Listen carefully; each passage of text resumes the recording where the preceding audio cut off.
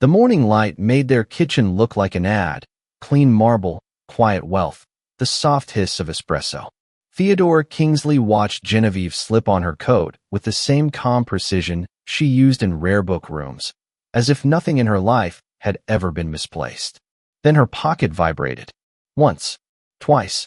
The screen lit through the fabric, and a name flashed that Theodore had never seen before, Persephone. A second phone, thin, black, unfamiliar, rested against her hip like a secret pulse. Another buzz followed, and this time the preview text appeared in stark simplicity. It's in Oxford. Tonight. Don't bring Ashby into this. Theodore's hands went cold so fast he nearly dropped his mug. If stories like this make your chest tighten, if you've ever felt the moment your life cracked without making a sound, stay with me. Morning in Cambridge looked expensive in a way that tried not to be. Pale winter light pooled on the marble counter, softened by steam from the espresso machine. Outside, the street was hushed, salted sidewalks, bare branches, the distant scrape of a shovel. Inside, Theodore Kingsley stood in his socks, staring at the seam of ordinary life as if it were stitched too neatly. Genevieve moved through the kitchen with that quiet authority that made students lower their voices and colleagues step aside in rare book rooms. She wore a wool coat the color of old parchment, hair pinned back, lips bare. There was no perfume, only the faintest clean scent of paper and cold air. She kissed Theodore's cheek, brief, accurate, and reached for her tote. Nothing about her said guilt. That was what unsettled him most. The vibration came from her pocket as she turned. One pulse, then another, more insistent. Theodore didn't mean to look. It happened the way a car crash happened. First the sound, then the body's helpless swivel. The screen glowed through fabric, a rectangular bruise of light. A name flashed up in a clean font. Persephone. Genevieve's fingers froze. Just long enough for Theodore to notice. Just long enough for his stomach to tilt. She slid her hand into the pocket and drew out a phone Theodore had never seen before. Thin, black, the kind people bought specifically to keep from being traced. Not her usual one. Not the family plan. This one had no case, no photos, no warmth from constant use. It looked like an object meant to be hidden. Genevieve didn't answer. She didn't even decline. She simply turned the screen face down against her palm, as if darkness could swallow the evidence. A small, human thing, almost a flinch, crossed her face and vanished. Theodore set his mug down too quickly. Coffee rippled over the rim and kissed his thumb, hot enough to sting. He barely felt it. Who's Persephone? He asked, making his voice sound like a question about weather. Genevieve's eyes lifted. They were an academic's eyes, trained to hold a room, trained to reveal nothing when a donor asked the wrong question. There was tenderness there, too, but it was the tenderness of someone who had learned how to ration it. No one, she said. A researcher. The lie was not in the word. It was in the speed, in the way her throat moved when she swallowed. The phone vibrated again. This time, the preview text surfaced on the lock screen before her thumb could smother it. It's in Oxford. Tonight. Don't bring Ashby into this. Theodore's breath thinned, almost silent. Oxford was not a casual word in their marriage. Oxford lived in Genevieve's stories like a place that still owned part of her. The echoing library halls, the dust that made history feel alive, the months she'd spent there consulting on a cataloging project. And Ashby, that name hit like a knuckle to a bruise.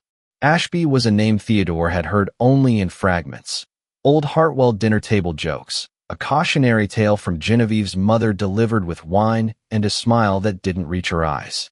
Ashby was family, and family, Hartwell family, meant money, reputation, and the unspoken rule that truth was only useful when it could be controlled. Genevieve tucked the black phone back into her pocket with deliberate care. Oxford, Theodore repeated softly. She adjusted the strap of her tote. The movement revealed the edge of something inside. Brown paper, a corner of binding, the unmistakable weight of a book wrapped to protect it from winter air. His mind supplied images without permission, a manuscript. A lost thing that people wrote articles about and built careers upon. A relic that belonged to someone else, or to no one. Genevieve's mouth parted, as if she might finally choose honesty. Instead, She chose distance. I have to go, she said. I'm already late.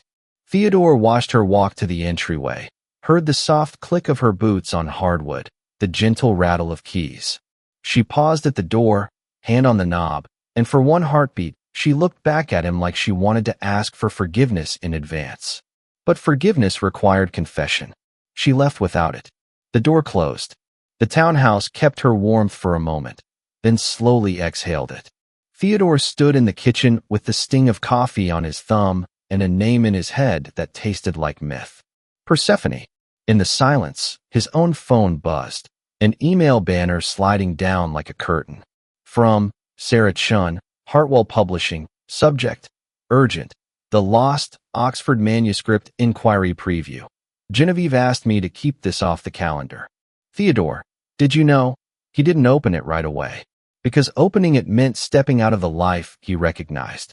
And Theodore had the sudden, shaking certainty that whatever waited inside that black phone, whatever Genevieve had been carrying against her heart, was going to cost him more than trust. It was going to cost him who he thought he was. He picked up his mug again. His hand wasn't steady anymore. And somewhere across the city, in Genevieve's pocket, Persephone was still calling. Underscore.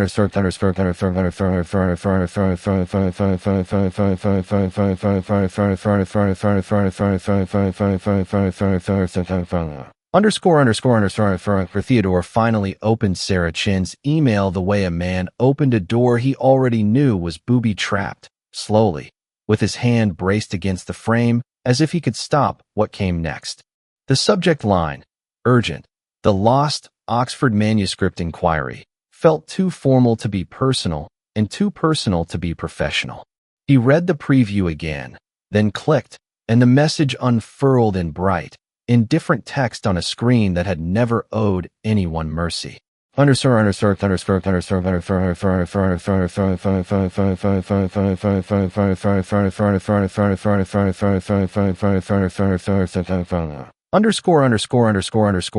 From Sarah Chun to Theodore Kingsley. Subject, urgent, the lost Oxford Manuscript Inquiry. Theodore, Genevieve asked me to keep this off the calendar. She said you didn't need the noise. But the inquiry didn't come from Oxford. It came from Derek Stone. He's using language that suggests he knows the manuscript's chain of custody. He wrote, Ashby is implicated whether you like it or not. Please tell me you knew. Sarah underscore.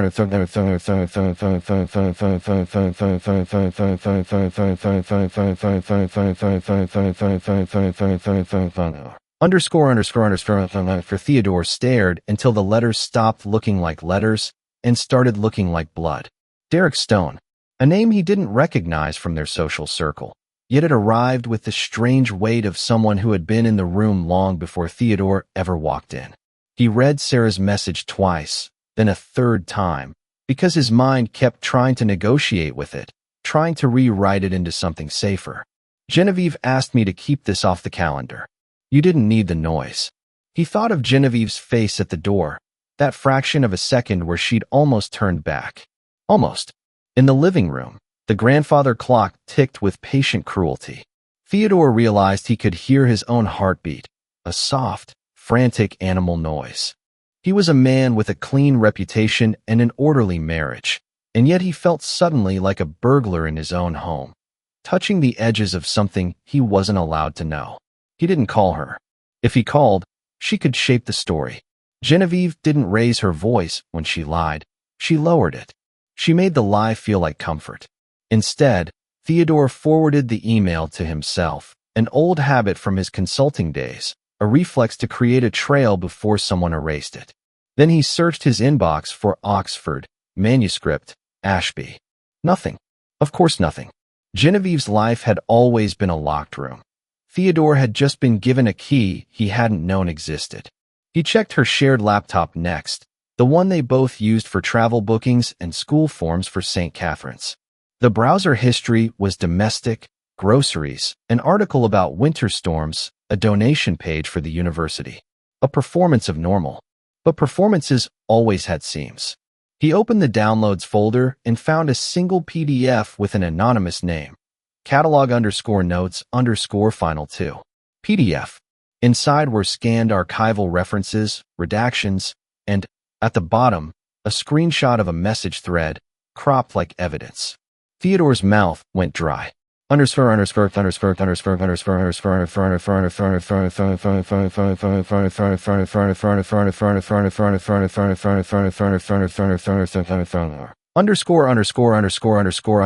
Unknown number. Saved as Persephone, you can't keep hiding behind Hartwell Publishing. Tonight. Archer Hotel. Bring the book. And don't bring Ashby into this. Beatrix, stop using that name. It isn't yours to say. Persephone, it was never yours to bury.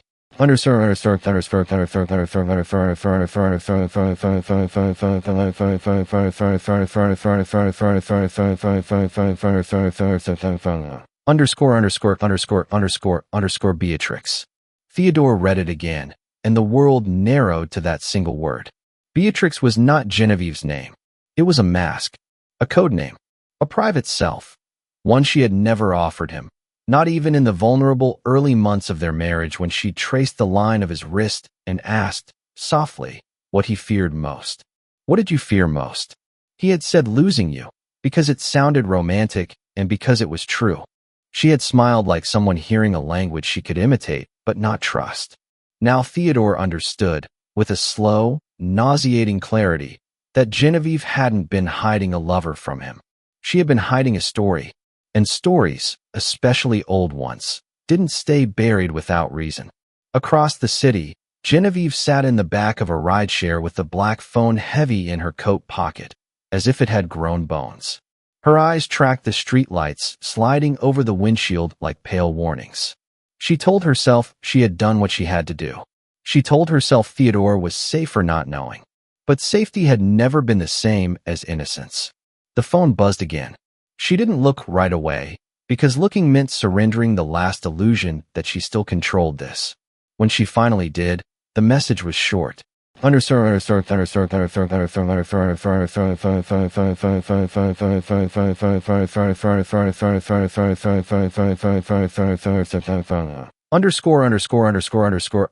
Persephone. If he finds the vellum, we're all finished.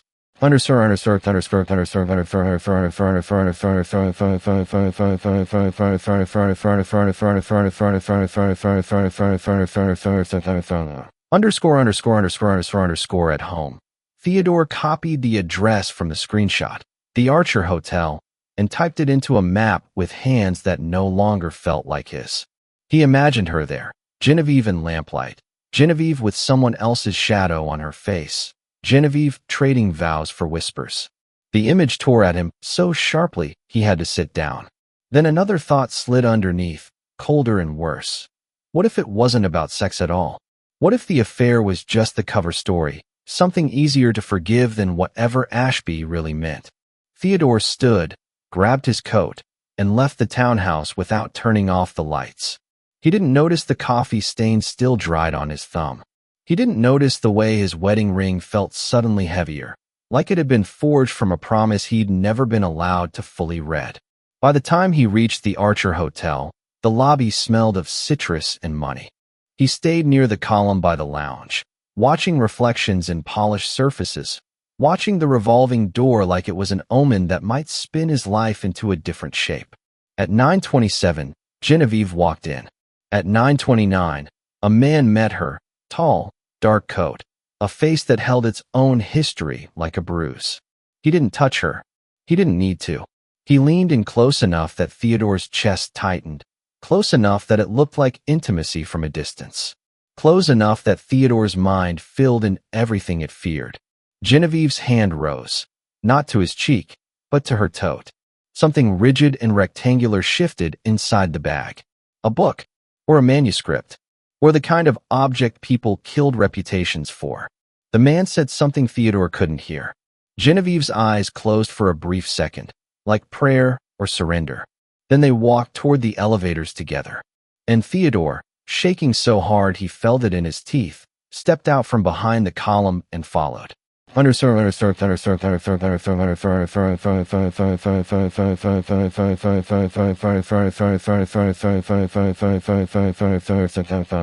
___________ Theodore kept a careful distance, close enough to not lose them, far enough to pretend he wasn't following his wife into a private ruin.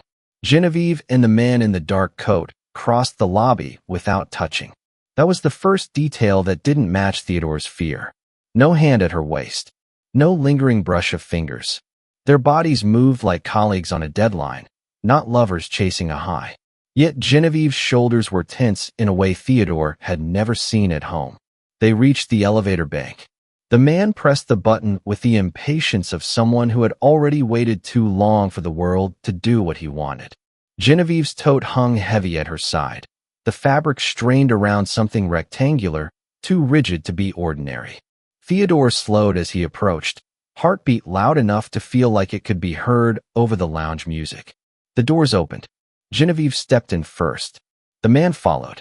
Theodore slipped in on their heels, eyes down, phone in hand, as if he belonged there, just another guest trying to look uninterested in his own life. The mirrored walls caught him anyway. His face looked wrong in the reflection, older, paler, sharpened by a suspicion he hadn't earned and couldn't set down. The man stabbed a floor number, 11. The elevator began to rise. For a second, nobody spoke. Only the soft mechanical hum, the delicate fragrance of the hotel, citrus, and something floral meant to imply purity. Then the man said, low and flat, "You shouldn't have brought it into the city." Genevieve's voice came out steadier than it had any right to. "I didn't bring it into the city. It was already here." Theodore's fingers tightened around his phone. His wedding ring bit into his skin like a warning. The man's gaze flicked to the tote. "Is it intact?" "It's," Genevieve swallowed. The smallest betrayal of composure. "It's fragile. Everything fragile breaks," the man said, especially when people start lying about provenance. Theodore felt the word like a blade. Provenance. Not the language of desire. The language of archives. The language Genevieve used when she came home from the rare books room with dust on her cuffs and a light in her eyes that Theodore had once found beautiful. He had been so proud of her. Now pride curdled into something else, something helpless. The elevator chimed on the 8th floor, doors opening and closing again, briefly revealing a couple laughing as if happiness was simple. Genevieve kept her eyes forward, but her knuckles whitened around the tote strap. The man leaned closer, not intimate, but urgent. "Persephone was your idea," he murmured. "Your cover. Your myth." Genevieve's jaw tightened. "Don't call yourself that. It's a name that survives the dark," he said. "Unlike Ashby." At the sound of Ashby, Genevieve's breath caught, so quick Theodore almost missed it. Almost. Almost was enough. Theodore's stomach dropped with a new, sickening realization. Whatever this was, it wasn't about who Genevieve touched in secret. It was about what she carried, what she knew, what she had agreed to hold for someone else. The elevator reached the 11th floor. The doors slid open to a corridor carpeted in deep navy, muffling footsteps like the building wanted secrecy as badly as its guests did. Genevieve stepped out. The man followed. Theodore moved too, then hesitated a fraction, letting the doors begin to close as if he might stay behind, as if he might choose ignorance. His body chose for him. He slipped out at the last second. They turned left. Theodore turned left. Their footsteps softened into distance, swallowed by the hallway. The light here was dimmer, warmer, designed to make people feel safe doing things they didn't want seen. They stopped outside a suite door. The man produced a keycard. Before he swiped it, Genevieve spoke again, the words barely above a breath. "If he finds the vellum," the man cut her off. "Then you should have told him the truth years ago." Theodore's vision narrowed. Told him. Him was Theodore. It had to be. Genevieve shook her head once, sharp. "You don't understand what truth costs in that family." The man's mouth twisted. "I understand debt. I understand threats. I understand that Hartwell Publishing prints other people's stories so yours never gets told." The keycard beeped. The door unlocked. Theodore flattened himself near an alcove as they slipped inside. The door closed with a soft, final click that sounded too much like a decision being made without him. For a moment, he couldn't move. His chest felt full of glass. Then his phone vibrated. One, then two pulses, like the house of his marriage was calling him back. A text from a number he didn't recognize. Underscore.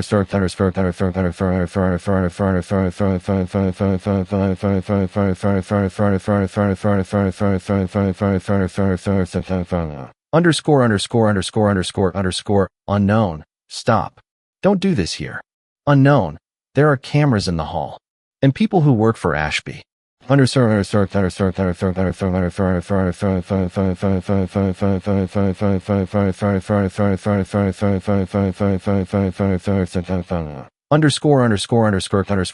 Theodore stared at the screen until his eyes burned. The message didn't feel like a warning from a stranger. It felt like someone watching him breathe. He looked up, suddenly aware of the corridor's quiet. At the far end of the hall, a man in a tailored suit stepped out from a service door as if he'd been waiting, calm, unhurried. He wasn't hotel staff. His gaze landed on Theodore with the precise focus of someone who recognized a problem before it spoke. Theodore's throat went dry. The suited man began to walk toward him. And behind the closed suite door, muffled but unmistakable, Genevieve's voice broke, just once, as if something inside her finally snapped. Theodore took one involuntary step forward, then another. For the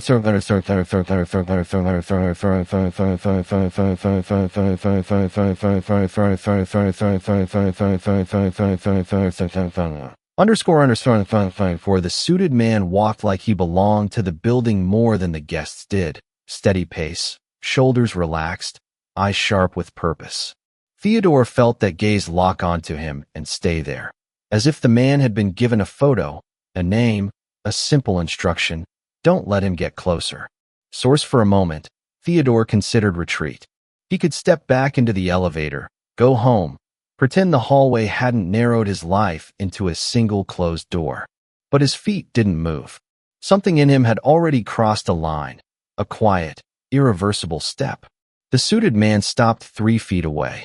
"Sir," he said gently, the way people spoke when they wanted compliance without a scene. "Are you staying on this floor?" Theodore forced his face into neutrality. "I'm meeting someone." The man's eyes flicked, quick as a blade, to the suite door Genevieve had just entered, then back to Theodore's wedding ring. The look lasted half a second, but it landed like a verdict. "I'm going to need to ask you to step this way," the man said, nodding toward a small recess near the service corridor. "It'll take a moment." A moment. That was what secrets asked for while they rearranged your world. Theodore's phone vibrated again.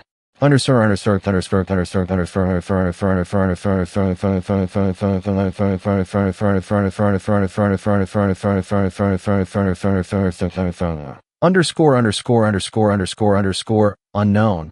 Last warning. Unknown. If you love her, don't knock.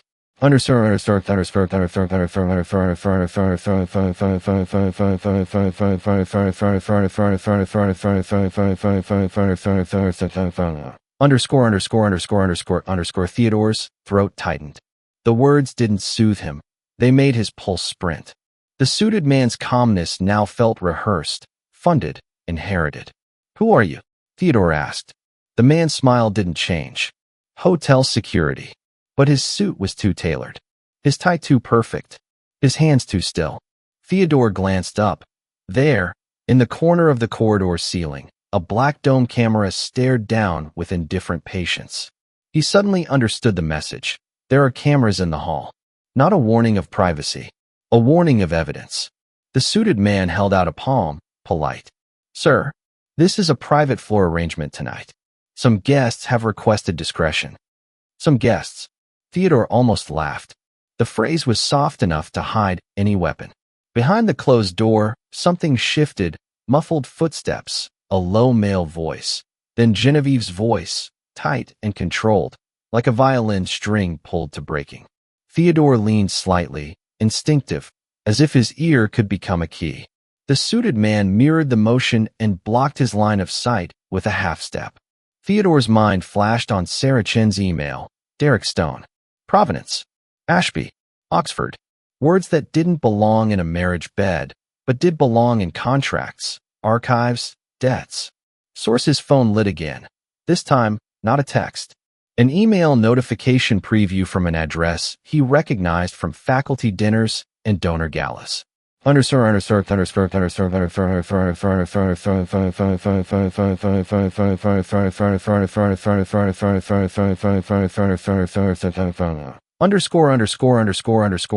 From Mark Stevens. Subject: Please don't make this worse. Preview. Theodore, I'm asking you as a friend, leave the Archer. Ashby's people are there. Genevieve didn't bring you into this to hurt you.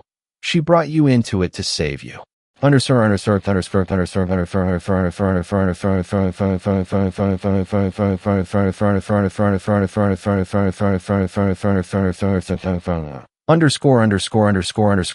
Save you. Theodore stared at the word until it stopped meaning anything. The suited man watched him read. Not rudely, patiently, like he already knew what Mark had written. Theodore's voice came out low. You work for Hartwell. The man's expression didn't confirm it. It didn't deny it either. Sir, he said, and now the politeness had cooled into something firmer. Let's not do anything you can't undo. Undo? Theodore almost believed that was possible, until a sharper sound cut through the door, Genevieve's voice, finally cracking. No, she said, the word ragged. You don't get to threaten him. A man replied, deeper, edged with exhaustion rather than lust. Then stop pretending this is an affair. Theodore's lungs seized. Not an affair. The suited man's head tilted a fraction, as if listening too, confirming that Theodore had heard correctly, that this wasn't misinterpretation. This was the line the truth used when it stepped into daylight. Theodore moved without thinking. Not toward the door, toward the service corridor. The suited man reached out, not grabbing, just guiding. Sir. Theodore shook him off with a sudden violence that surprised them both and slipped into the service hallway where the carpeting ended and the building became honest, painted cinder block, humming vents, the faint smell of bleach. A stairwell door stood ajar. Inside, the air was colder. Theodore descended one flight, then climbed back up to a landing that aligned with the suite level, heart beating so hard he felt it in his teeth. He pressed himself to the metal door and listened through the thin seam. Genevieve's voice, close now, clearer, stripped of its academic polish. You said if I played the part, she whispered, you'd keep Ashby away from him. Derek's voice answered, soft and lethal. I said I'd try. And the manuscript? Genevieve asked. A pause. The kind that meant something had already been decided. It isn't just a manuscript, Derek said. It's a ledger. Names. Dates. The thing your family buried under Oxford's dust. And your husband is in it. Theodore went perfectly still. In it. Not adjacent to it. Not threatened by it. In it. His wedding ring suddenly felt like a shackle with a pretty face. Above him, somewhere on the same floor, the suited man would be returning to his post, smoothing the world back into place. Theodore could already imagine the report, the tidy language. Mr. Kingsley was redirected. Situation contained. But the truth had slipped through the cracks. And Theodore realized, with a cold clarity that made him dizzy, that Genevieve hadn't been hiding a lover. She'd been hiding him from something older than jealousy.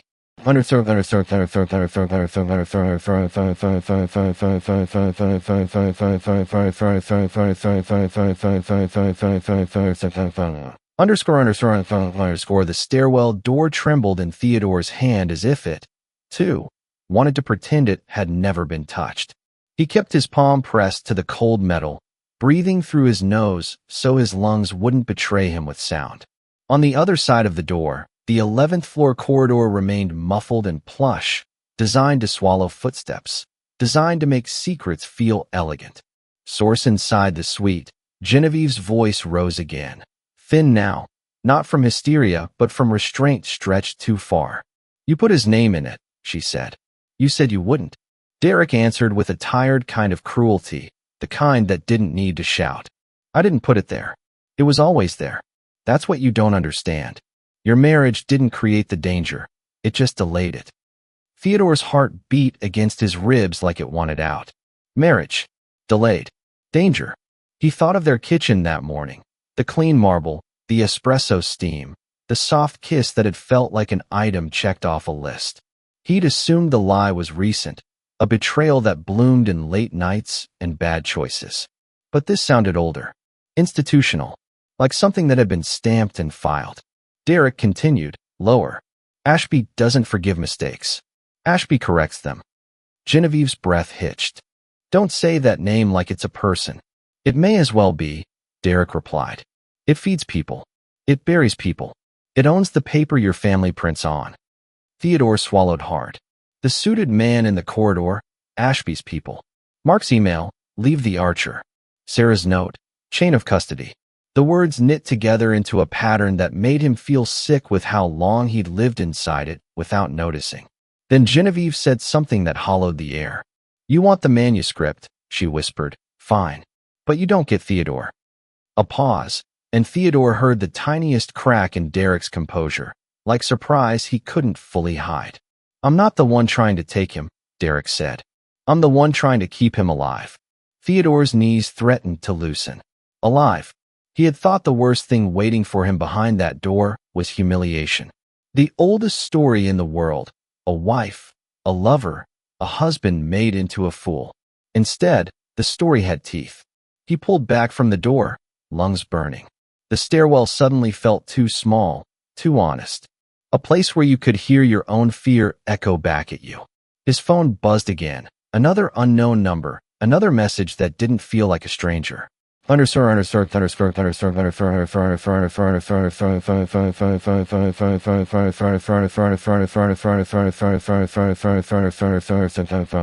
Underscore. Unknown. You're standing in the wrong place, Theodore. Unknown. Cameras don't just watch. They remember.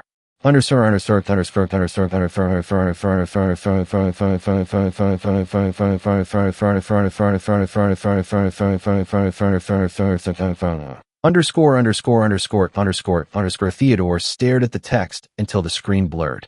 His name, typed by someone who shouldn't have had it, made the message feel intimate in the worst possible way, like a hand on the back of his neck. He slipped the phone into his pocket and moved down one flight, then pushed through the stairwell door onto the 10th floor. The hallway here was quieter, emptier, the kind of quiet that felt like safety if you didn't know better. He walked briskly toward the service elevator, mind racing through options like a man inventorying exits during a fire. He needed proof. Something real. Something that didn't dissolve under Genevieve's calm, under Hartwell's smiles, under Ashby's polished denials. In the service corridor, a housekeeping cart sat unattended, white towels stacked like folded surrender. A keycard on a lanyard lay half hidden beneath a clipboard. Theodore's hand moved before his conscience could speak. He took it. The service elevator rose with a slow, reluctant shudder, and Theodore watched the numbers climb as if they were countdown digits. The doors opened. The corridor looked the same as before. Navy carpet, warm light, the soft hum of wealth. But now Theodore noticed what panic had hidden. 2 cameras, not one. A small red light blinking like a patient heartbeat. He kept his head down and walked fast, as if he belonged to the building's invisible workforce. The suite door was still shut, but a different door, 2 down, clicked open, and Genevieve stepped out alone. For a second, Theodore didn't recognize her. Her face held a composure that was almost violent, the kind a person used when she refused to fall apart in public. Yet her eyes looked bruised from the inside, like she'd been crying without letting tears have the satisfaction of existing. Her tote hung lower now, heavier. The wrapped rectangle inside had shifted, its corner pressing against fabric like a bone. Genevieve turned and saw him. Theodore expected shock, anger, a sharp whisper, "What are you doing here?" What he saw instead was fear. Not fear of being caught. Fear of what catching her would do to him. She moved to him quickly, close enough that anyone watching might mistake it for intimacy. Her voice barely formed sound. "Go home," she said. "Please." Theodore's mouth opened, but words failed. All he could offer was the raw truth of his eyes. "You said you didn't bring me into this," he managed. "But they said my name is in it." Genevieve's throat worked. She glanced toward the camera, then toward the service corridor, measuring angles the way she measured footnotes. Precise, careful, desperate. "Not here," she whispered. "Not with eyes on us." "Who is Ashby?" Theodore asked. A shadow crossed her face, something like grief, something like shame. It's not a who, she said. It's the thing my family calls protection. Theodore felt the word catch in his ribs. Protection. The kind that didn't ask permission. Genevieve's fingers brushed his wedding ring, so light it could have been imagined, then tightened for half a second, as if she were memorizing that he was still here, still solid. I didn't betray you, she said, and the sentence came out like pain. I tried to keep you out of the ledger. Ledger? Theodore repeated. Genevieve's lips parted, and Theodore saw the moment she almost told him everything. Every page, every name, every old crime printed in ink that didn't fade. Then the suite door behind her opened. Derek stepped out, eyes landing on Theodore with a look that wasn't triumph and wasn't desire, only grim acknowledgement, as if Theodore had finally arrived at the part of the story where pretending stopped working. Derek's gaze flicked to the camera, then back to Theodore. You shouldn't be here, he said quietly. But since you are, you deserve to see it. Genevieve turned toward Derek like a blade. No. Derek didn't raise his voice. He only said, Ashby will show him eventually. Better he sees the truth while you're still alive to explain it. Theodore's stomach turned cold. Alive. Again. And in that moment, Theodore understood the cruelest shape of love Genevieve had ever offered him. Not fidelity, not softness, but a sustained, exhausting act of concealment meant to keep him breathing. Derek reached into his coat and pulled out a single folded sheet, aged paper inside a clear archival sleeve. A ledger page, names in old ink, and one line that made Theodore's vision narrow to a point of light. Kingsley, Theodore, followed by a date, and a note written in a hand that looked practiced at erasing people. The corridor swayed. Theodore felt Genevieve's hand grip his arm, grounding him as his world tried to detach from its hinges. He didn't know yet what the note meant, only that it had been waiting for him longer than his marriage had.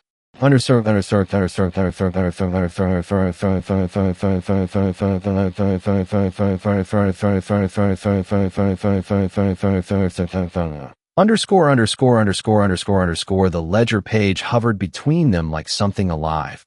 Its ink faded, its authority intact. Theodore's eyes clung to his name, as if looking long enough could change the line into a different man's life. The note beside it was written with practiced restraint, the kind of handwriting that didn't waste emotion on consequences. A date, a location, and a single phrase that sounded like bookkeeping and felt like a threat. Source Genevieve's grip on Theodore's arm tightened until it hurt, as if pain were the only language strong enough to keep him upright. Don't, she whispered, whether to Derek, to Theodore, or to the paper itself. Theodore couldn't tell. Derek didn't move the page closer. He didn't need to. The words had already entered Theodore's bloodstream. You think this is about fidelity, Derek said quietly. That's the mercy version. The version they want you to believe, because heartbreak is loud and easy to dismiss. The corridor's camera blinked, red and indifferent. Theodore finally tore his gaze from the sleeve and looked at Genevieve. Her face was controlled, but her eyes had the rawness of someone standing at the edge of a confession she'd rehearsed 1,000 times and still couldn't survive. My name, he said. His voice came out thinner than he intended. Why is my name in a ledger that lives in your family's shadows? Genevieve's lips parted. A breath, a hesitation, then the sound of footsteps at the far end of the hall. The suited man. Not rushing, not panicked, just arriving, like a decision that had already been made elsewhere. Genevieve's gaze snapped to him, then to the camera, then back to Theodore, as if she were measuring time in heartbeats. Give it to me, she said to Derek. Derek's expression hardened. If I hand you the page, it disappears. If it disappears, Ashby writes a cleaner ending. Genevieve's voice broke, sharp with restraint. Ashby is not a person. Derek's eyes didn't leave her. That's the worst part. A person can be reasoned with. The suited man, Graham, watched them like a teacher waiting for children to choose the wrong answer. Professor Hartwell, he said, and the title felt wrong in his mouth, too respectful for someone who wasn't asking. Mr. Kingsley. Theodore flinched at hearing his name spoken with such calm certainty. He hadn't introduced himself. He hadn't belonged to this floor. And yet he was already catalogued. We need to relocate. the man continued. This corridor isn't appropriate. Genevieve's fingers slid from Theodore's arm to his hand. Her palm was cold. Her wedding ring glinted under the warm hallway lights, absurdly pretty for something that suddenly felt like a contract. Please, she murmured to Theodore, so softly it was almost swallowed by the building. Not here. Theodore should have stepped back. He should have agreed to ignorance, because ignorance was what his life had been built on. Nice dinners, controlled careers, safe arguments about trivial things. But the ledger had punctured him. It had made him realize his marriage wasn't a home so much as a locked archive. He looked at the suited man. Who do you work for? The man's face didn't change. I'm here to ensure everyone leaves safely. Safely. Again that word, heavy as iron. Derek's hand slipped into his coat. For a second, Theodore thought he was reaching for something dangerous. Instead, he pulled out a phone, thin, black, identical to the one Theodore had seen in Genevieve's pocket that morning. He held it out to Theodore. Take it, Derek said. If you want the truth, you'll need what she's been carrying. Genevieve's breath caught, small, involuntary. Theodore felt it like a confession without words. That phone, Theodore whispered, is yours. Derek shook his head once. It's hers. She just never used it the way she told herself she would. Genevieve's voice came out tight. Derek, Beatrix, Derek corrected, and the code name sliced through the air like a remembered wound. You can't keep paying their debt with his life. Theodore's mouth went dry. He took it anyway. The plastic felt too light for the weight it carried. The screen woke under his thumb. A thread opened. Already there, like it had been waiting for him. __________________________________________________________________________________________________________ Underscore,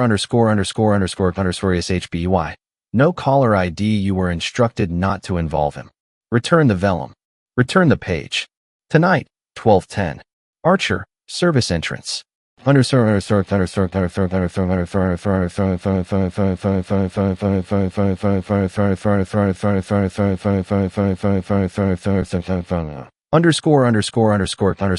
Theodore stared until his vision blurred around the edges.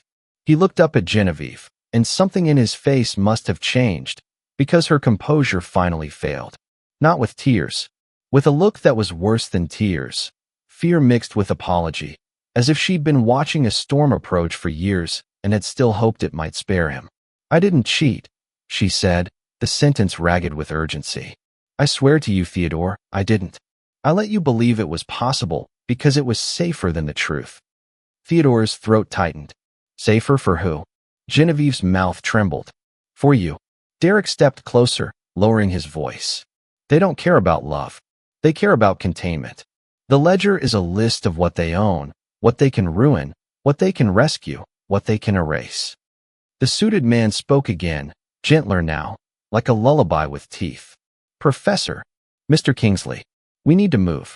Genevieve squeezed Theodore's hand, and for a second, Theodore felt the ghost of the life they'd had, the life he'd believed in, flicker like candlelight before wind.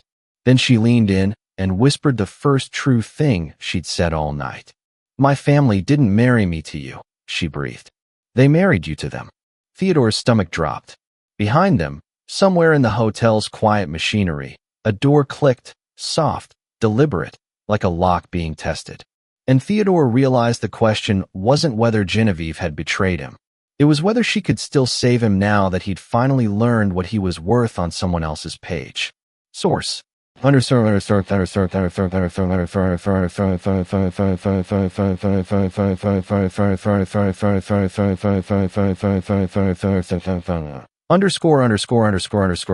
Theodore felt the black phone warming in his palm as if it had its own pulse. The corridor lights blurred slightly at the edges, not from tears. He refused that relief, but from the body's quiet revolt when a life changed faster than it could be processed. Genevieve stood close enough that her sleeve brushed his wrist. She didn't look at the phone. She looked at the camera, then at the suited man, then back at Theodore, like she was counting exits that no longer led to safety. Source, put it away, she whispered, not as a command, but as a plea. You can't let them see you reading. They already know I'm reading, Theodore said, and surprised himself with the steadiness of it. His voice sounded like a stranger's, calm, clipped, made of shock. They texted me. Derek's gaze tightened, a flicker of vindication he immediately smothered. He looked less like a seducer now and more like a man who'd spent years learning which truths got people hurt. The suited man held his hands loosely at his sides. Even his stillness felt trained. "Mr. Kingsley," he said, "this is escalating unnecessarily." Theodore stared at him. "Tell me your name." A pause, fractional, telling. "Graham," the man said. "That's all you need." Genevieve's breathing changed. Theodore caught it the way you caught the first wrong note in a familiar song. She knew that name, or she knew the kind of man who only offered one. Source. The black phone buzzed again. Theodore didn't mean to raise it. His hand did it on instinct, like touching a bruise to confirm it was real. Underscore. SHBY.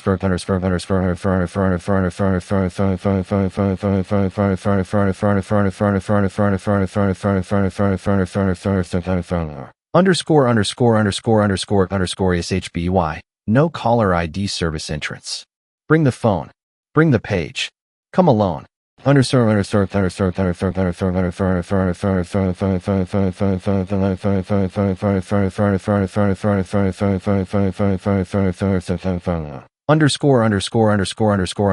The word alone hit Theodore in the sternum.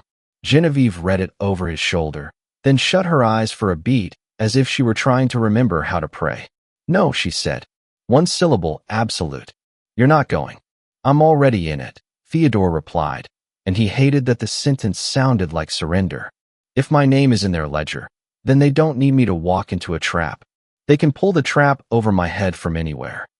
Derek nodded once, grim. "He's right. Avoiding them doesn't erase you from their paper." The suited man, Graham, watched them like a teacher waiting for children to choose the wrong answer. Genevieve turned to Derek, voice low and shaking with contained fury. "You said you were trying to keep him alive." "I am," Derek said. "That's why I'm still here." "And yet you handed him the phone," she snapped. Derek's eyes softened for a moment, an emotion he didn't permit to last. "Because you were going to keep dying in small pieces, and he was going to keep living in the dark. That's not protection, Beatrix. That's slow execution." Beatrix. The codename hung between them like a door left ajar. Theodore felt something inside him recoil, not from jealousy, but from the intimacy of a name she'd never trusted him with. "I married a woman," he said quietly, "and I don't even know what she's called when she's scared." Genevieve's face changed then. Not dramatically. She didn't crumble, but the control slipped just enough to reveal the bruise beneath it. "You know me," she said, voice raw. "You know what I chose to show you." "That's not the same thing," Theodore said. Source. A door down the hall opened. Laughter drifted out. Two drunk voices, careless, normal. The sound made Theodore's throat ache. Somewhere in the building, people were falling in love and ordering room service, and Theodore was standing in a corridor where his marriage had turned into an artifact. Graham glanced toward the service corridor. "We can go down quietly," he said. "No scene. No mistakes." Genevieve's gaze sharpened. "Why are you helping?" Graham met her eyes without flinching. "Because mistakes are expensive." Derek's jaw tightened. "You're not hotel security." Graham didn't deny it. He simply tilted his head, like a man acknowledging a solved riddle. The air went colder, though the hallway heat never changed. Theodore took one step closer to Genevieve. "Tell me now," he said, "before the service entrance. Before they make it their version." Genevieve's fingers trembled once, then curled into a fist inside her coat pocket, as if she were gripping the last thread of herself. "My family built a story," she said, barely audible. "A legacy. It was printed, polished, funded. And when something wrong happened, they didn't confess. They published over it." Source. Derek's voice cut in, quiet and lethal. "The manuscript isn't literature. It's the original record. The thing Oxford locked away because it named the wrong people." Genevieve's eyes flicked to Theodore's ring. Her voice thinned. "They wanted you because you were clean. Because you made us believable. Because your name could absorb ours without staining it." Theodore's breath came shallow. "So I was what? A cover?" "No." she whispered, and that single word carried years of exhaustion. You were the only part that felt real. Graham gestured toward the service corridor again, patient as gravity. Time, he said. Theodore looked at the black phone, then at Genevieve. He realized the most terrifying part wasn't that Ashby could ruin him. It was that Genevieve had been living with that certainty long before she ever said I do. He started walking. Genevieve moved with him instantly. Ashby's message had said alone, but she stepped beside him anyway, like defiance was the only love she still knew how to offer. And behind them, Derek followed at a distance that wasn't caution. It was readiness.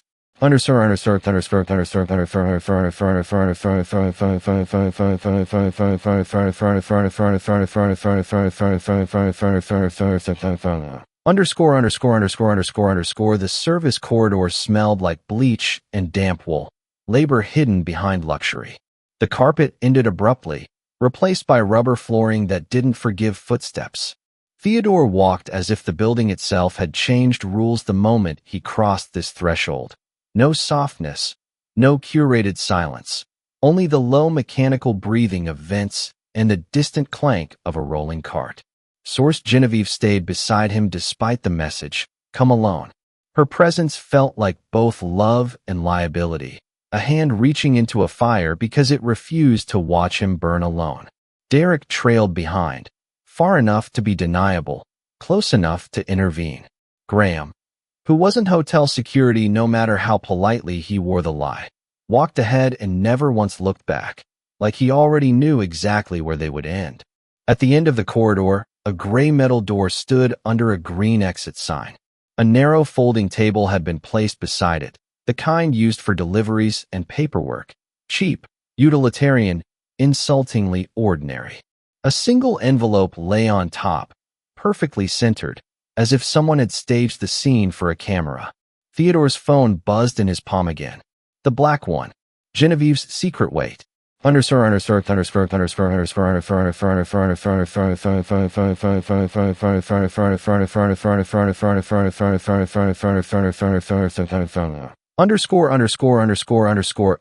SHBY.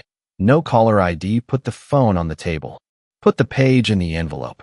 Step back. Be quiet.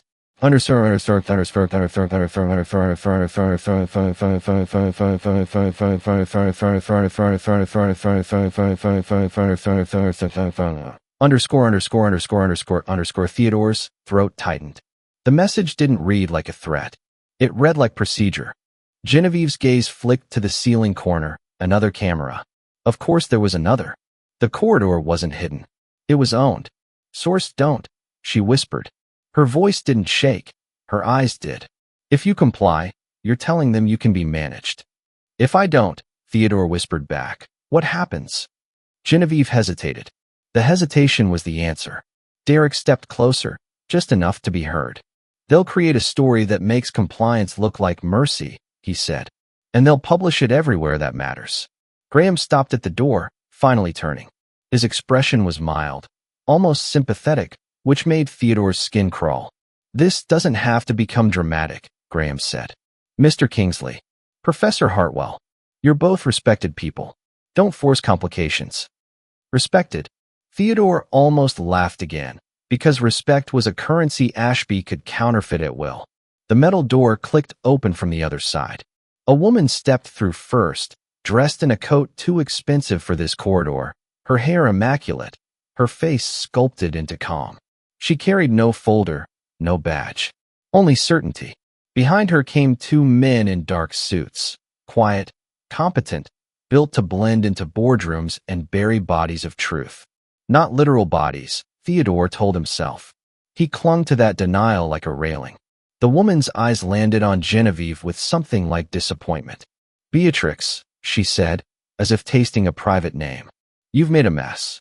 Genevieve went still. Her hand found Theodore's wrist, one brief squeeze, like a signal in Morse code. Don't react. Don't give them more than they already own. The woman's gaze slid to Theodore's face, then down to his ring. A small smile. And you, she said softly. The clean one. Theodore felt his stomach hollow. Who are you? Ashby, the woman replied, and the word didn't sound like a person, It sounded like a door closing. She gestured toward the folding table. Phone, page, envelope. Then you can go home and keep being who you think you are. Derek's voice cut in, controlled. That ledger belongs to Oxford. You don't have legal custody. Ashby didn't look at him.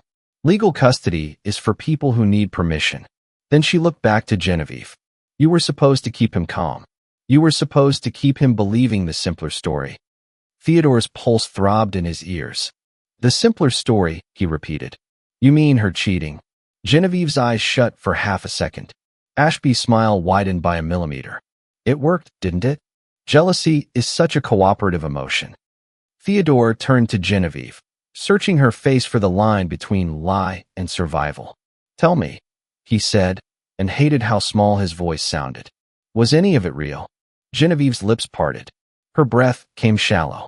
No, she whispered. Not like that. She swallowed hard, forcing the next words out as if they were glass. I let you suspect it because it kept you human to them. Hurt, angry, predictable. If they thought you knew about the ledger, they would have moved faster. Theodore's eyes burned. It wasn't relief. It was grief. Grief that his marriage had been forced to wear a costume so violence could stay bored. Ashby stepped closer, lowering her voice, intimate as a confessional. Your wife married you to protect you, she said. And to protect us. Those things aligned for a time. A time, Theodore echoed. Ashby nodded toward the envelope. Now choose the clean exit. Theodore looked at the folding table. The envelope weighted like a mouth. The black phone felt suddenly filthy, like it had been handled by too many unseen hands. Genevieve tightened her grip on him again, a silent please. Derek's face held a warning. If you hand it over, you may never see it again. And still, Theodore understood the ugliest truth. They didn't need his consent to win. They only needed his obedience to make it quiet. He placed the black phone on the table. The sound was small, final. Then, slowly, as if he were watching another man do it, Theodore reached up and slid his wedding ring off. It snagged at his knuckle, resisting like it had a right to stay. He pulled anyway. He set it down beside the envelope on the folding table, metal against metal, a soft click that felt louder than any scream. Genevieve inhaled sharply, one involuntary sound of pain. Theodore didn't look at her, because if he looked, he might collapse back into love, and love, he realized, was something Ashby could weaponize with ease. He stepped toward the exit door, shoulders squared, hands empty, leaving the ring behind like evidence. And as he crossed the threshold into the cold night air, the thought that rose in him was not vengeance yet, only a terrible clarity. I thought I was taking my life back, until I realized my name was the lock, and her silence was the key. Source.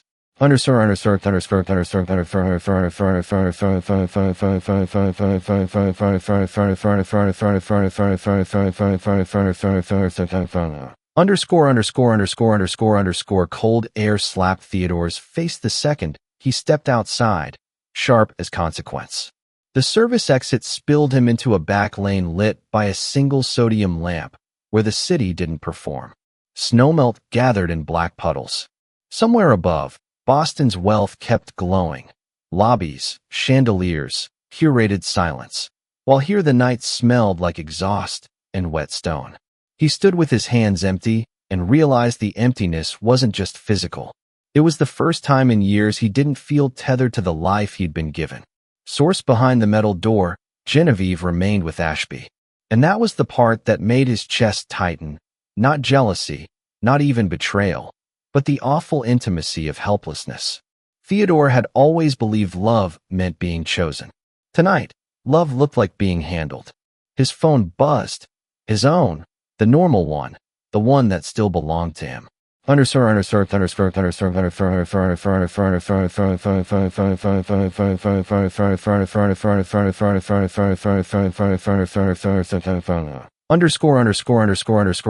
Mark Stevens. Don't go home yet.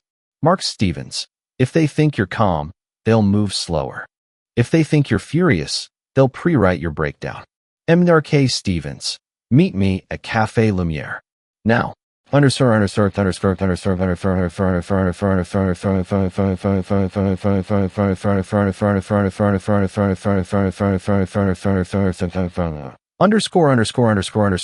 Cafe Lumiere was only 10 minutes away, but the walk felt like crossing between versions of himself.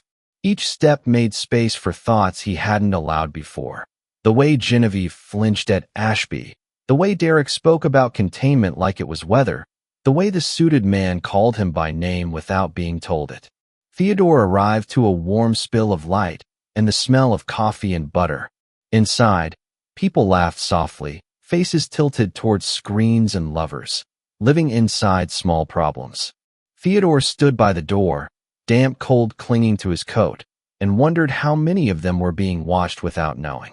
Mark Stevens sat in the back corner, half-shadowed, a mug untouched in front of him.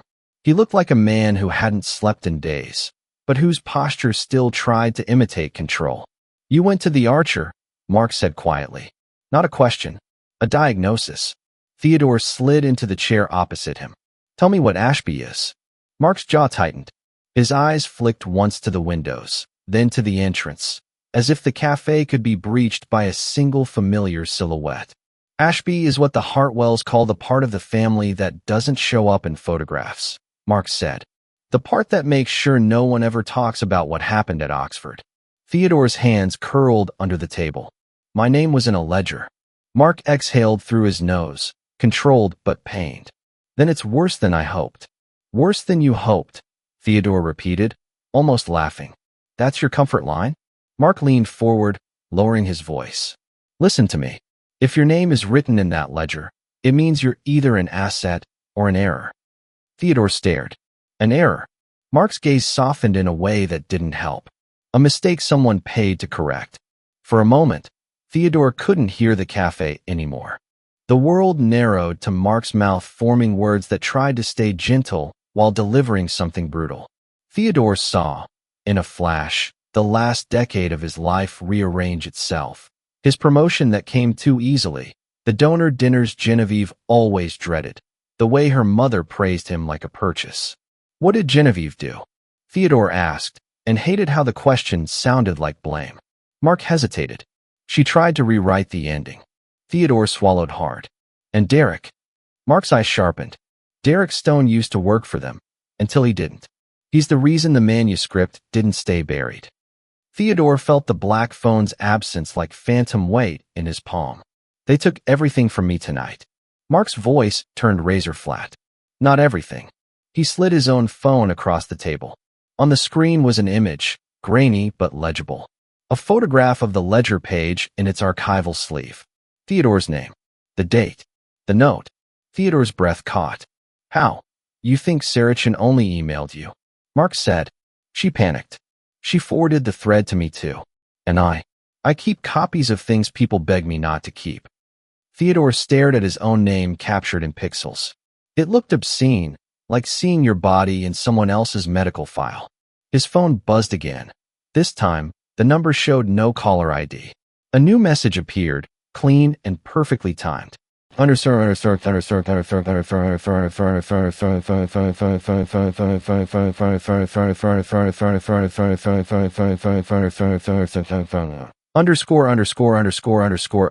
Yes, HBY.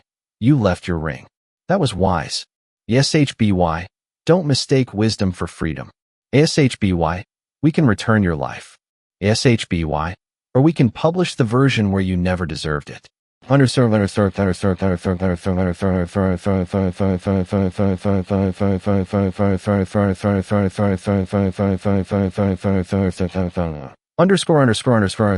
Theodore's hands began to shake, subtle at first, then unmistakable. Not fear the way he'd known it before. Fear of humiliation, fear of loss, but fear of being edited out of his own story and replaced with a lie so thorough it would become truth. Mark watched him carefully. This is where people do something stupid, he murmured. They charge at the monster and call it courage. Theodore looked down at the photo again, at the proof that his existence had been recorded like inventory. His wedding ring lay somewhere on a folding table beside an envelope, waiting to be filed. He lifted his gaze, and something inside him settled into a colder shape. I'm not going to charge, Theodore said. I'm going to learn how they write. Mark's expression tightened. Theodore, I loved her, Theodore said, voice low, controlled. And if she really didn't cheat, if she carried that phone to keep me alive, then my revenge isn't on her. He tapped the screen once, saving the image to his own device, duplicating it, making it harder to erase. The act was small, but it felt like the first real decision he'd made in months. Outside the cafe window, snow began to fall again, soft, uncommitted, disguising the city in white the way powerful people disguise their sins with philanthropy and paper. Theodore watched the flakes drift and realized he had stepped into a new kind of marriage, one between truth and consequence. And he didn't know which one would survive him. Source.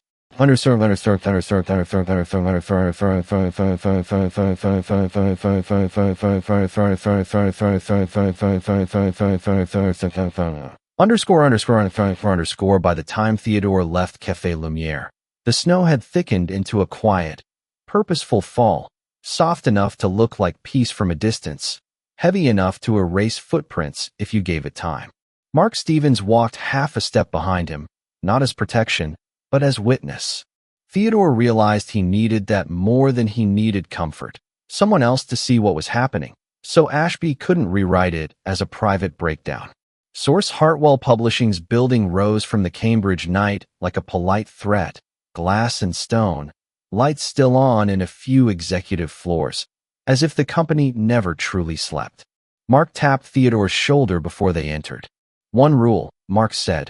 If you feel the urge to do something cinematic, don't. Ashby feeds on spectacle. Theodore didn't answer. His jaw ached from how tightly he'd held it. Inside, the lobby smelled of paper and expensive cleaning products, a sterile imitation of libraries. Mark used a badge Theodore had never seen him carry before. The elevator took them down, not up, to a level that didn't appear on the public directory. The doors opened to a corridor with no art, no branding, only concrete walls and fluorescent light. Theodore felt the shift immediately. This wasn't a place for stories they wanted to sell. It was a place for stories they wanted to lock. At the end of the hall, Sarah Chun waited by a keypad door, arms folded tightly across her chest as if holding herself together. Her face looked young in the harsh light, stripped of workplace composure. You came, she said, voice barely above a whisper. I'm already in it, Theodore replied, and heard his own words from earlier like an echo he couldn't escape. Source. Sarah's gaze flicked to Mark, then back to Theodore. I shouldn't do this, she said. I don't even know if I'm helping Genevieve or making her die faster. Theodore felt something tighten at the word die, but he kept his voice steady. Show me what you have. Sarah punched in a code. The door clicked. They stepped into a small archive room lined with metal shelving and gray Hollinger boxes. The air was cool, controlled, humidity monitored, history preserved. Theodore hated how carefully they protected paper while treating people like drafts. Sarah pulled one box down with shaking hands and slid it onto the table. The label read, ASHBY/Oxford, Acquisitions, Redacted. Mark didn't touch it. He watched Theodore, as if checking whether Theodore would flinch away from the truth the moment it offered itself.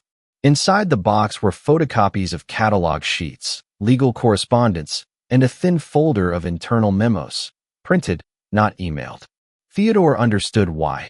Ink left fewer trails that could be accidentally deleted. Sarah lifted the top memo and placed it in front of Theodore.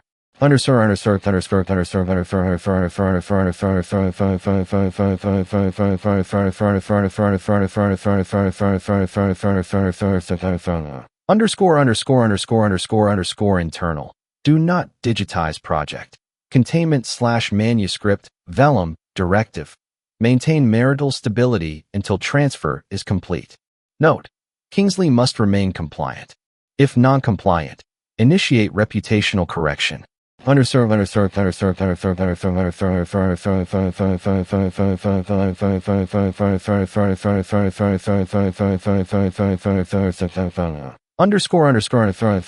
Theodore read it once, then again, slower, like dragging his eyes across broken glass. Marital stability, he repeated, voice flat. Sarah swallowed. I didn't know it was like this, she whispered. Genevieve kept me on a need-to-know basis. I thought she was hiding an affair, not. She stopped, unable to find a word for a system designed to erase words. Mark leaned in slightly. Read the attachment list, he said. Theodore's eyes dropped. Attachment A, ledger excerpt, Oxford. Attachment B, prenup contingency, correction clause. Attachment C, crisis narrative drafts, 3 versions. Theodore's stomach turned. Drafts, he said. They wrote versions of me. Mark's expression hardened. They always do. The black phone, the one Ashby took, the one Genevieve had carried, was gone. But Ashby's reach wasn't.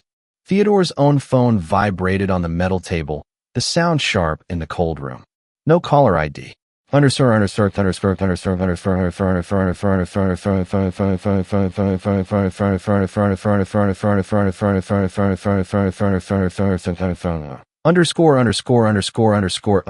SHBY. Basements make people brave. SHBY, you're not brave. You're predictable. SHBY, leave now and we return your ring.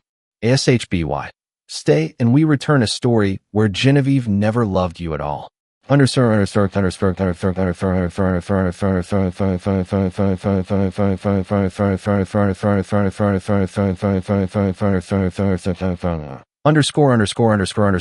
Theodore's throat tightened so suddenly he tasted metal. Sarah covered her mouth, a small involuntary gasp. Mark's eyes narrowed, not at the text itself, but at the implication. Ashby knew exactly where Theodore stood. They're watching the building, Sarah whispered. Mark's voice dropped. Or someone in it.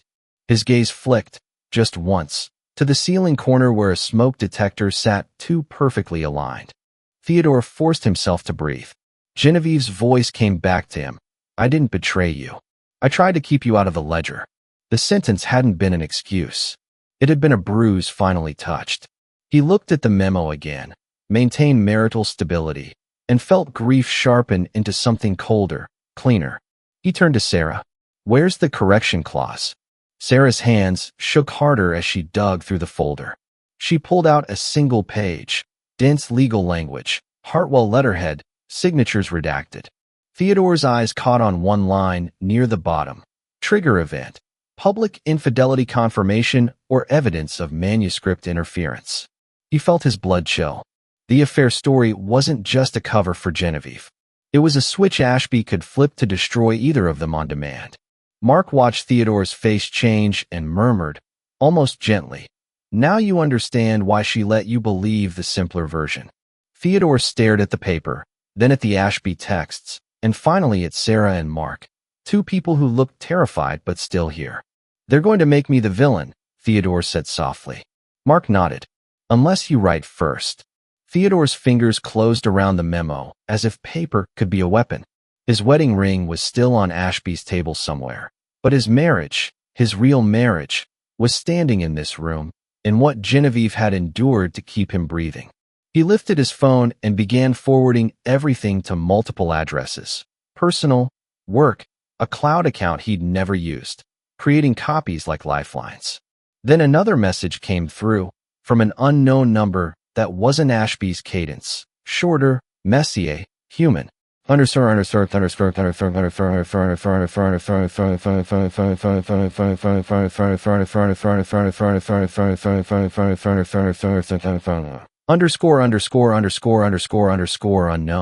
I can't stop them much longer.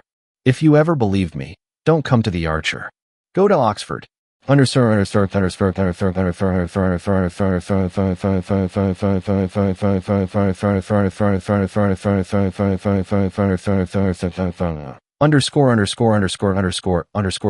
breath stopped. Sarah whispered, Oxford.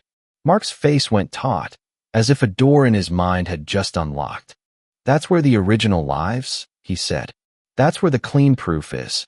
Theodore looked down at the printed directive again. Containment/manuscript vellum. He realized the only way out of a published lie was an older, uglier truth. And he realized, with a sudden, aching clarity, that the next move would cost him something he couldn't get back. Not money, not status. Time. Because Genevieve was still with Ashby. And Ashby didn't wait.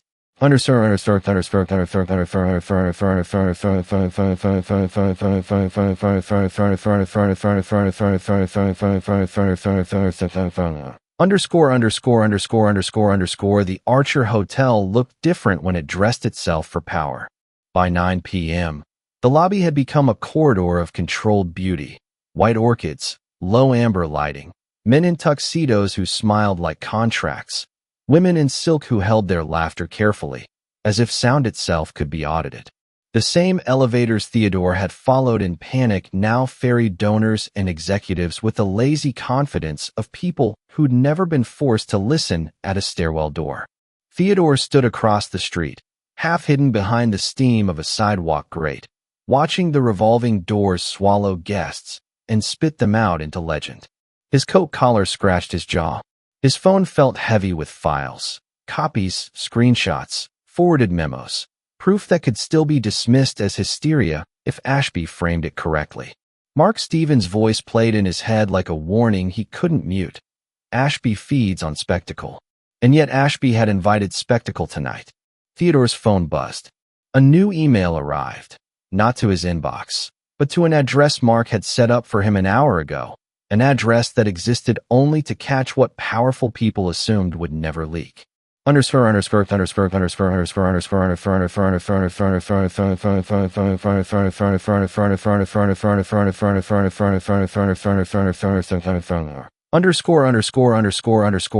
From Crisis Desk at Hartwell Pub. Com 2, Exec PR Distribution, BCC, Subject, Final Draft, Kingsley Incident.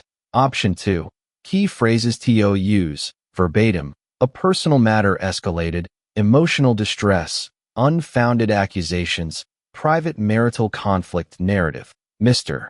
Theodore Kingsley, experiencing acute emotional distress, acted irrationally after discovering evidence of his wife's infidelity. He subsequently attempted to interfere with sensitive archival materials belonging to Hartwell Publishing. Staff intervened to ensure safety and confidentiality. We ask our partners to respect the family's privacy as the Kingsleys seek professional support.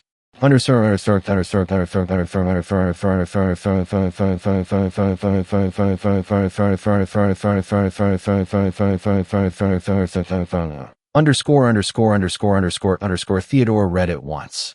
Twice. On the third time, he felt something inside him go quiet. Not peace, but precision. They weren't going to destroy him with truth. They were going to destroy him with a story that sounded plausible enough to become truth. He looked up at the hotel again and saw security at the doors. Calm, discreet, perfectly placed. He imagined Graham somewhere inside, an earpiece hidden under elegance. He imagined Ashby moving through the ballroom with a smile that could ruin people by blessing them. His phone buzzed again. A text this time. Unknown number.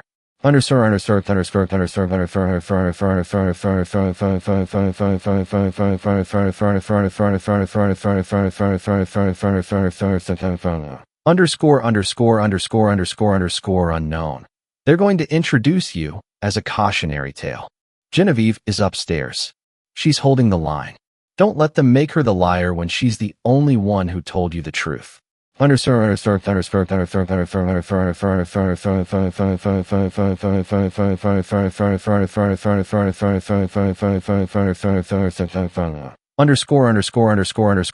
Theodore's throat tightened around her name.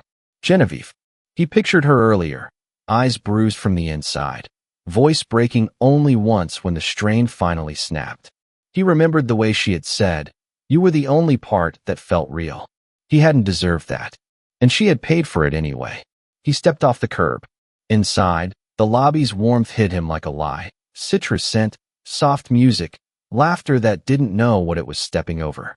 Theodore handed his coat to a startled attendant and walked forward with the steady pace of a man who belonged here, because in this world, confidence was often mistaken for permission.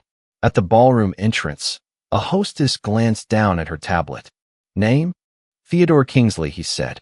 The hostess' smile flickered, tiny, almost imperceptible, then returned, brighter. like she'd been instructed to welcome the disaster politely. Of course, right this way. The ballroom was a sea of candlelight and careful conversations. Hartwell Publishing's banners hung like blessings. A small stage waited at the far end, microphones gleaming under spotlights.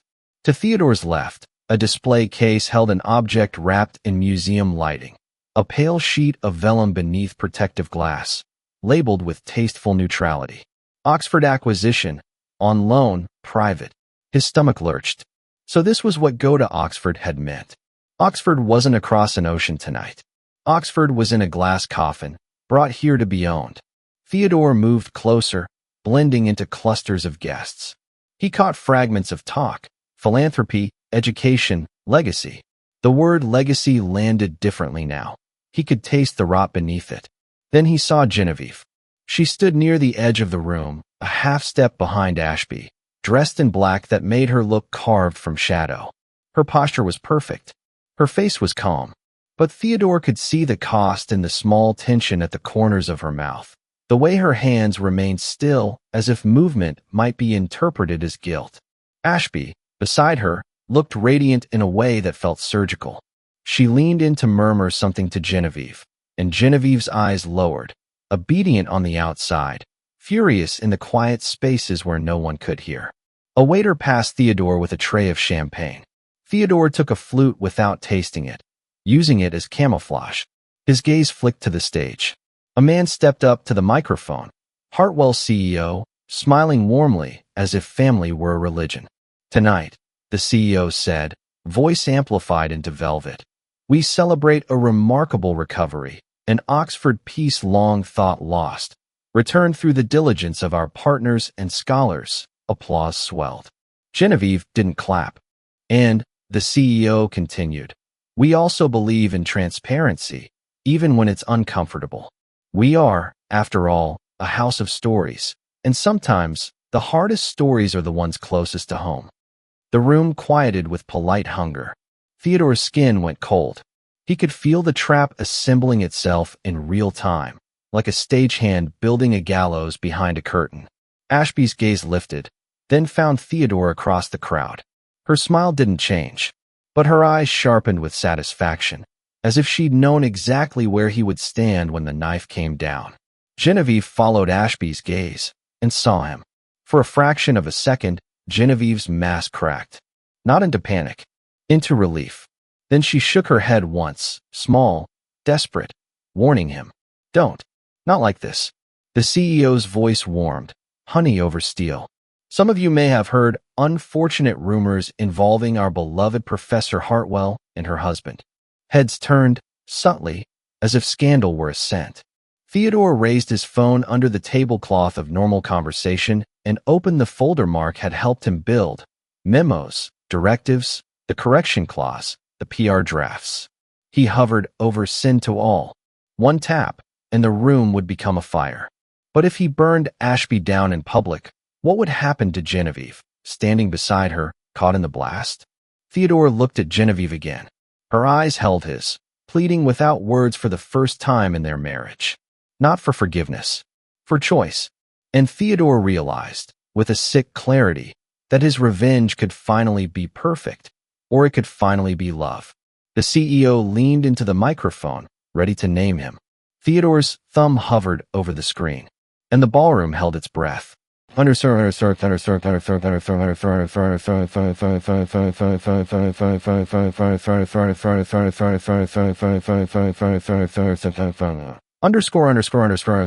The CEO's smile held steady as the room quieted, the way a knife held steady before it decided where to land. Unfortunate rumors, he was saying, warm as candlelight, involving our beloved Professor Hartwell and her husband. Heads angled. People didn't lean forward, not physically. Wealth rarely did anything so obvious. But Theodore felt the collective tilt of attention all the same. The ballroom had become a courtroom without a judge, and Ashby stood beside Genevieve like a sponsor of truth. Genevieve's eyes found Theodore again. The warning was still there. Don't let them turn you into a scene they can edit. Ashby's gaze was calmer than anyone else's. She looked almost bored, like she'd already read this chapter in advance. Theodore lowered his phone beneath the tablecloth of normalcy and opened Mark's folder one last time. The PR draft titled Kingsley Incident, Option 2. It was written like a mercy. It was designed like a coffin. His thumb hovered over send to all. Then Genevieve's hand moved, small, precise, to the side of her dress, where the seam met the fabric. A gesture nobody would notice unless they had spent years noticing her. Her fingers pressed, once, as if confirming something hidden there. A flash of memory. Her in their kitchen, turning a second phone face down. Her voice, I didn't betray you. I tried to keep you out of the ledger. Theodore understood then what love had looked like in her world. Not romance, not purity, but strategy. Every day waking up and deciding to keep him breathing.